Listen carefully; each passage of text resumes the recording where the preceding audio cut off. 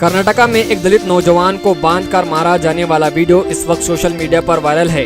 घटना है जिला बेल्लारी के संदूर गांव की, जहां एक दलित नौजवान मयन्ना को इलेक्ट्रिक पोल में बांधकर मारा पीटा गया है। मारने वालों का इल्जाम है कि मयन्ना ने किसी का मर्डर किया है। तो सवाल ये है कि क्या आम अवाम को इंसाफ का हक और भीड़ तंत्र का निजाम मुल्क के लिए फायदेमंद है क्या?